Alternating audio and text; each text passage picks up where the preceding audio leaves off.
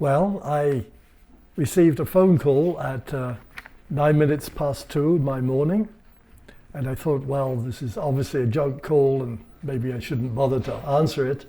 But in the end, I decided to pick up the phone, and then a voice from Sweden introduced himself and said that he was calling to congratulate me that I had shared the 2005 Nobel Prize in physics. And I wasn't quite sure at the beginning whether or not this was a sort of a junk call, but it turned out, it soon became clear that it was real. And so they spent a lot of time explaining the call, and pointed out that I would, of course, with my 2 colleagues, be invited to the Nobel Prize ceremony on December the 10th. And so it went on. And I was sitting there just feeling completely stunned. It never occurred to me in my entire life that anything like this would ever happen. But then they interviewed me for a while and asked me just a bunch of questions, I think, for their information as much as anything else. And so it went on. And at the end of all this, I thanked them profusely and said that I was deeply honored, of course, to receive the Nobel Prize, which I had never expected. And so after maybe 30 or 40 minutes, the conversation came to an end. And then very shortly afterwards, I started to get email. And then I had people banging on my door, wanting to interview me. I think the first time was at 3 in the morning. There was someone banging on my door. I said, no, thank you, not at this time of night. But subsequently, later in the morning, then I answered these calls and had a discussion. But at the same time, email was pouring in. And I had never realized that people in the Bay Area were reading their email at 3 in the morning and 4 in the morning and 5 in the morning. And this email just poured in. And I haven't really had a chance even to look at it all, but I must have received close to 1,000 emails today. And I'm not quite sure. Well, it's going to be hard to reply to all of those. And the person I was most happy to receive an email from was Brian Josephson. And Brian Josephson won the Nobel Prize many years ago now for the invention of Josephson tunneling. And Brian was in the same lab as I was, overseen by Brian Pippard, later Sir Brian Pippard. And I got to know him very well. And he had invented Josephson tunneling, which has led to innumerable number of applications in various forms. And my thesis advisor said, well, John, this is what you should be working on. And the same thesis advisor, Brian Pippard, gave me that advice. But unfortunately, it wasn't possible to make thin film Josephson junctions. And the first Josephson junctions had actually been created with thin films, and we didn't have a thin film technology. And so all this went on, and this enabled me to invent different kinds of devices that were not made out of thin films. And I think the most important of these was the SQUID, the superconducting quantum interference device, which was invented by a group in Chicago. And so I potted away and I made these devices that were not made out of thin films. And eventually one of them actually worked. And it was called the SLUG, the superconducting low inductance undulatory galvanometer. And that's what really got me going in my career. And I think a lot of this was due to the fact that Brian Josephson was in the same building and he was always talking to me and giving me advice. That's wonderful. Yeah, one of the great things about the Nobels is it really brings people together around science and being interested in science. Jana Katayama at KTVU, you have a question. Could you unmute yourself and ask your question? Yes, I do. Thank you, Cara. And congratulations to you, Professor Clarke. Thank you for doing this. I just wanted to ask you personally, you know, we've seen a lot about the work that you did, but I just wanted to ask you about your own research and your approach to it. Were there ever any times when you were frustrated with your research or came up against challenges? And from that, do you have any advice to young people who might be really inspired to pursue research and science about how to work through those challenges? Well, I think the simple answer to that is you have to keep trying. Of course, you have to have some conviction, either from your thesis advisor or from your own energy, that this is possible. But I think that there are very few projects that I started on that, in fact, I completely gave up on. And I think it's a question of trial and error and patience and understanding if it doesn't work, why it doesn't work. Thank you. Seth Bornstein at the Associated Press, you had a question. Could you unmute yourself and ask a question? Yes, thank you very much for doing this, and congratulations, Dr. Clarke. In your, when you spoke with the Swedish Academy this morning, you mentioned cell phones as an application. Can you explain, trying to use as much layman language as possible, as how your work translated into the cell phone technology we've seen?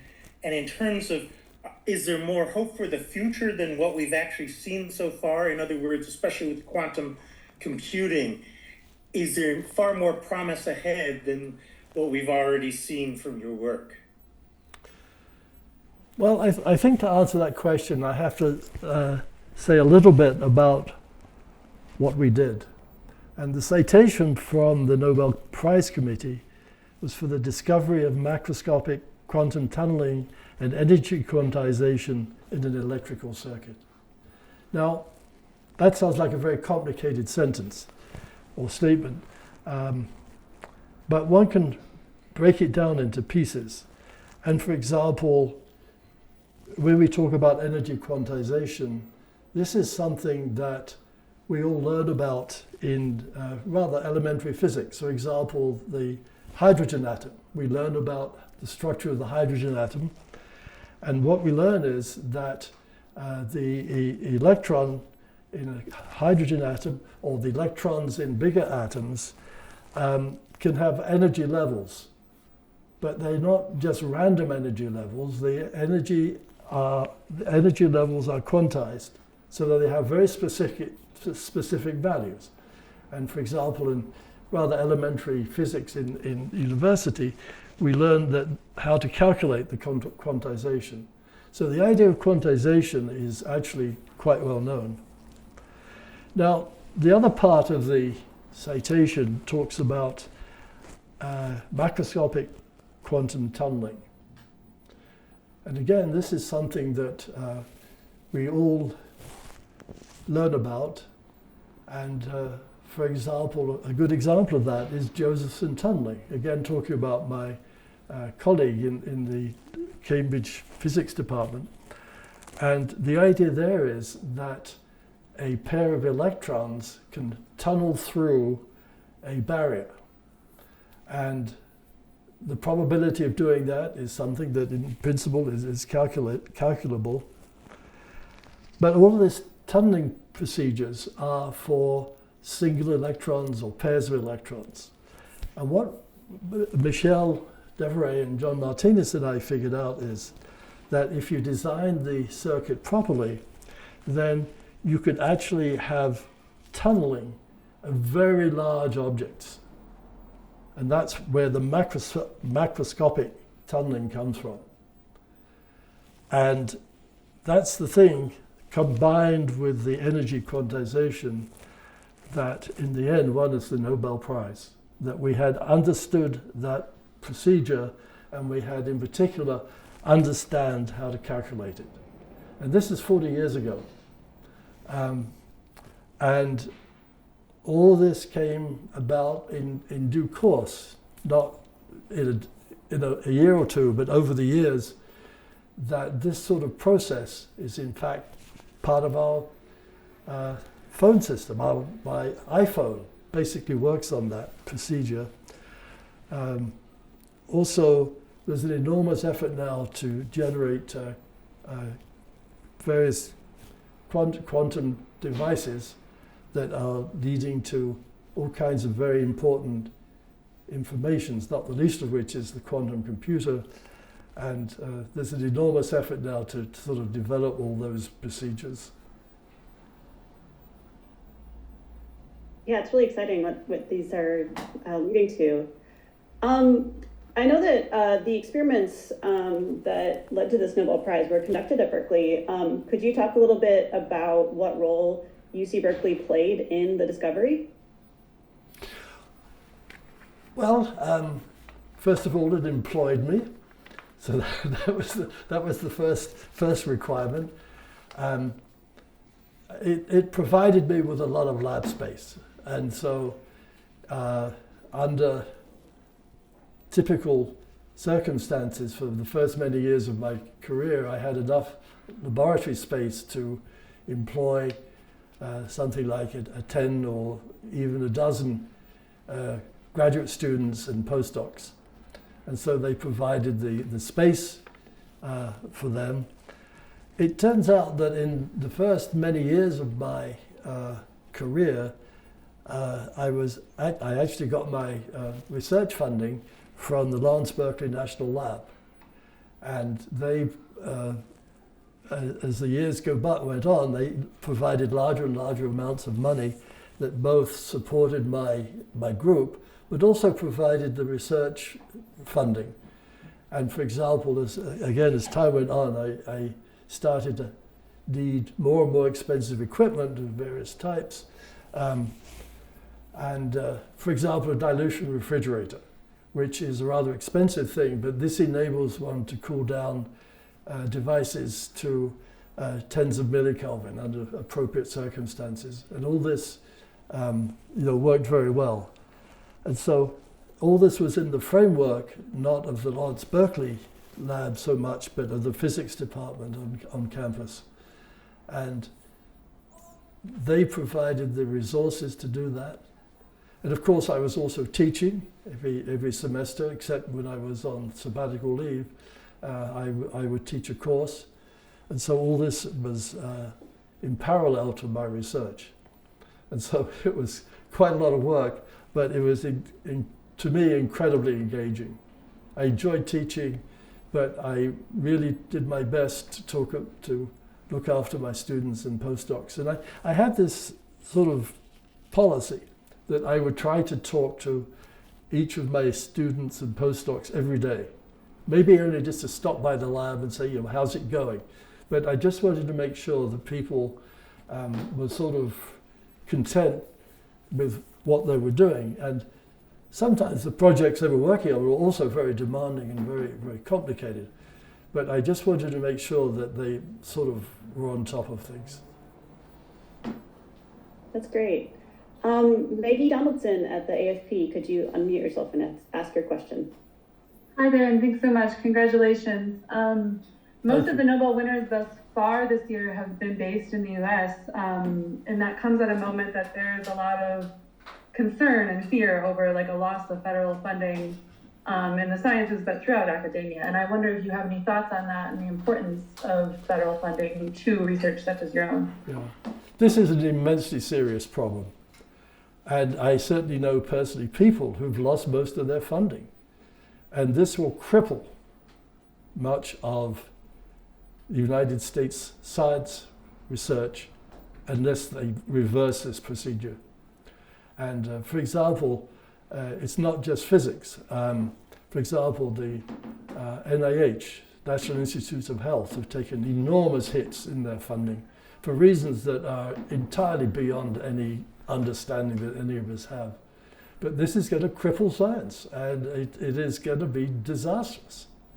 And if this continues, assuming that the present administration finally comes to an end, it may take a decade to get back to where we were, say, half a year ago. I think it's a huge problem, which, as I said, is entirely beyond any understanding of anyone who was a scientist. Thank you. Katrina Miller at the New York Times, could you unmute yourself and ask your question? Hi there, congratulations on your prize today.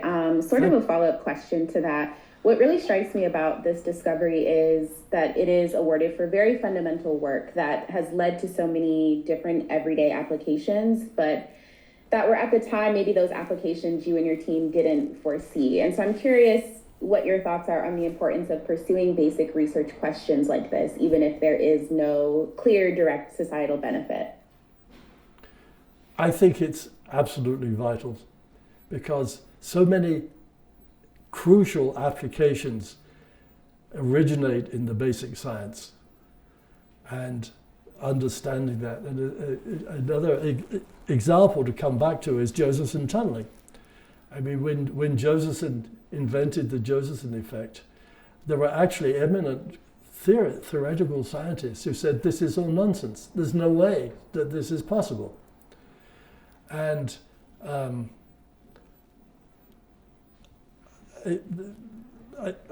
think that it's so important to do this basic science because you don't know what the outcome is going to be. I mean, some outcomes are more important than others, but you don't know. And I, for example, Michel and John and I had no way of understanding the importance of this effect that actually led to our Nobel Prize. If you'd asked us 40 years ago, we would have said, well, yeah, it's an interesting thing. We're glad to have done this and we understand it, and move on. And you just don't know how it's going to evolve because other people will pick up on the idea and develop it. And I think it's very crucial to understand that the people who invent something, like Josephson tunneling, are not the people who actually use that effect to do something that is vitally important. And that's why you have to keep on trying to do this very basic science because you just don't know what's going to come out of it. I mean, another example might be magnetic resonance imaging, just to go to an entirely different field. That I think that when this was first developed, people thought, well, it's an interesting thing. But ultimately, this is an incredibly important clinical tool that is used around the world. Yeah, thank you. Really important to highlight basic research. Kai Lee from KTSF, could you unmute yourself and ask your question? Hello, Professor Clarke. Congratulations. I have a question. Given the if noisy in my background. Given the transformative impact of your work on macroscopic quantum tunneling, what area of quantum technology or fundamental physics are you excited to explore next?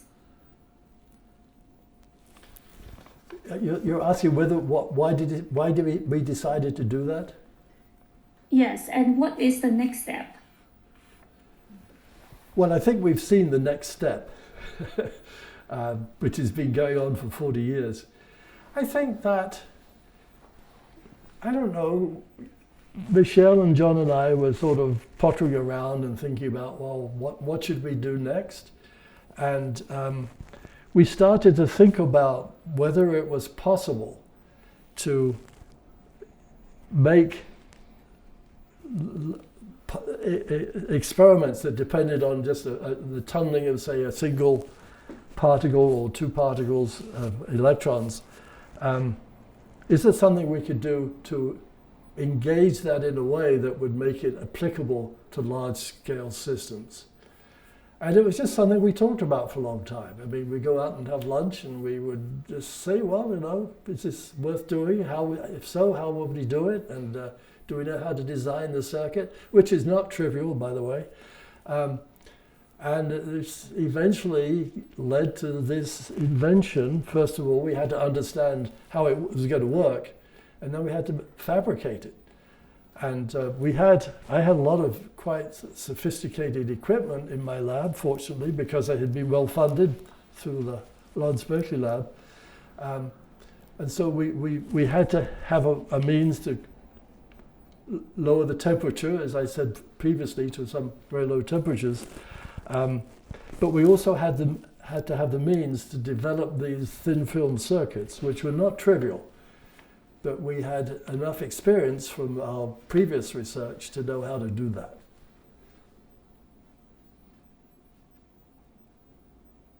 Thank you. Leah Worthington at California Magazine, could you unmute yourself and ask your question? Yes, thank you so much, and congratulations. Thank you. I work for California Magazine at Berkeley, and so I just want to pick up on the thread that Kara started.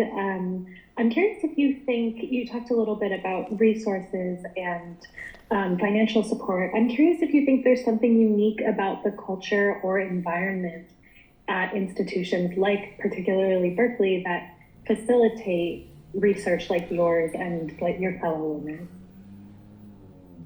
Yes, well, we have a lot of resources from people who help us to do things, not necessarily scientists and certainly not faculty. But for example, we had a very important workshop back in those days where you could go and fabricate things if you knew how to do that. And in fact, just today, I was walking along one of the corridors to see some other people, and two of these gentlemen came by and congratulated me. And they said, we're so happy that you were able to win the Nobel Prize today. I was very touched that people who were not faculty members and not scientists, but nonetheless were very glad that I was able to win the Nobel Prize. And I didn't actually say it and they didn't say it, but this whole background of people who help you to do things really have an enormous impact on how things work out. And they taught me how certainly in my earlier days as a beginning professor, they taught me how to make things in the workshop. And I think that this culture of having not only just the scientists and the faculty working together, but you have this whole background of people. Also, I mean, just as another example that's absolutely crucial, there are people who have to take care of the funding. And they have to make sure that, my funds don't run out before they're supposed to. And they have to help me submit proposals for the funding and so on. And I think that one of the things that has made the Berkeley Physics Department such a great place to work is the fact that we have this enormous amount of support. And I think that that's absolutely crucial. I think without that level of support, none of us would be able to do what we do. Thank you. I think I'm going to get 2 more questions from the chat and then we'll wrap up. First, Katrina Miller, you had a follow-up. I did, thank you. I'm curious if you have been able to get in touch with your co-laureates and what have you guys said, if so? So, yes. Because I think I said this, that they were not able to join the call. And I think it's because they were fast asleep at 2 o'clock in the morning. And I talked to one of them, he says, well, he always muted his cell phone at night. But that was Michel Devoret. And so after I finished the call, I immediately emailed them and said that, I have great news for you. And the 2 of you and I have shared the Nobel Prize in physics today. And so Michel got back to me. He called me, I think it was probably around 6 o'clock or so, and said, he was thrilled out of his mind, of course, and he was sorry he was not able to join the call with the Swedish Academy. And subsequently, I received an email from John Martinis, who was already tied up, I think, with other responses to the announcement of this prize, and he said, let's talk again later this afternoon. And so I will certainly talk to John. And just to make a very important statement, this Nobel Prize would not possibly have happened without all the work and all the insights that Michel and John had. And I in principle was the leader of the group, but the fact is that their contributions were absolutely vital and important. And as they just said, we would never have got this prize if they hadn't done all their hard work. Thank you. All right, final question. Julia Sulek, San Jose Mercury News. Yes, hello, and congratulations. Thank you. Would you mind giving one more go at explaining how your discovery ultimately led to the iPhone? Well, that's a complicated question.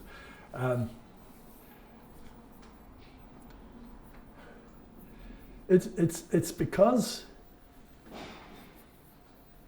this discovery, the idea of macroscopic quantum tunneling and energy quantization, can be used to make very sophisticated things that would not otherwise be possible to work out. You wouldn't be able to, I think you wouldn't have an iPhone today, and you certainly wouldn't have anything that looks like a quantum computer today, unless you had this discovery, because that enabled you to make things that originally we thought of.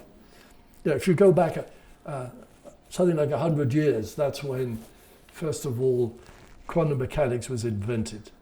And quantum mechanics for decades was clearly really the subject of atoms. And the fact that our discovery enabled this to be applicable to something that you can consider to be, a giant atom, a gigantic atom, and that's what made all this other technology possible. And for example, if you think about quantum computing, it's quantum, but a computer is a very complicated device. And so if you can make it work at a quantum level, that's a real advance. Thank you. And maybe to end on a lighter note, or at least a slightly less complicated note, how do you plan to celebrate this afternoon? Well, we're going to have a department party at 3 o'clock. And I don't quite know the details of that beyond where it's going to be held. And I'm sure that there will be enormous numbers of faculty and graduate students there and postdocs. And so that's scheduled to be at 3 o'clock. And I'm particularly happy to say that my daughter, who lives in San Francisco with her family, I have 2 grandsons, she's going to join that event. And I'm so happy that she's able to join us. And I think all my colleagues will also be very, very happy to see her. Thank you, Professor Clarke. Thanks to everyone in the audience for their great questions. And thanks to Chancellor Lyons and Dean Kahn. And again, I want to remind you that if you need images or video, please check the folders that in Google Drive that were pasted in the chat. And if you have any other questions, you can email us in the news office, especially me and Kara, who will respond very quickly. And with that, I'd like to bring this to a close. And again, congratulations, Professor Clarke, on winning the Nobel Prize today. Yeah, thank you so much, and thank you for arranging this event. Goodbye, everybody. Bye. Wow.